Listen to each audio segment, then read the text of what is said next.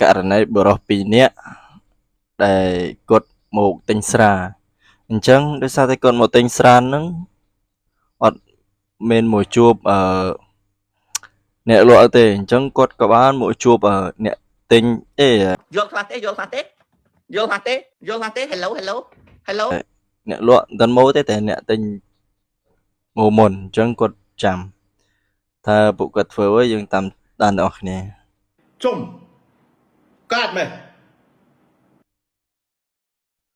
អញ្ចឹងបុរសម្នាក់ហ្នឹងគាត់ច្អល់មកកាមេរ៉ាខ្ញុំអញ្ចឹងណាគាត់អត់ទាន់ដឹងថាខ្ញុំដាក់កាមេរ៉ាទេហើយអា Pro ពើ Alpha Q ហ្នឹងលើអោលើខលើអីយ៉ាតាមពិតគេមករំទេអញ្ចឹងយើងកុំភ្លេចមើលគេរំទៅគេរំមកគេថាគេហ្នឹងអូមកគេធ្វើថាគេ Pro Alpha Q ហ្នឹងក៏លះដែរដោយសារអីគាត់ដាច់រំយូរហើយ Pro Tail យើងហ្នឹងលេឈួរតែ S ក្បាលទេអត់ដឹងថារំក្បាច់អីដោយសារតែភ្លេងអត់ទាន់ចាប់ដើមចាក់អូតាមពិតគេចេះចាក់ក្បាច់ទេគេលោតកត្រំហើយ Pro Alpha Q ព្រមតែកតិតគូតទេដោយសារដឹងថាក្បាច់អីទេ2026ពិបាកនិយាយដែរ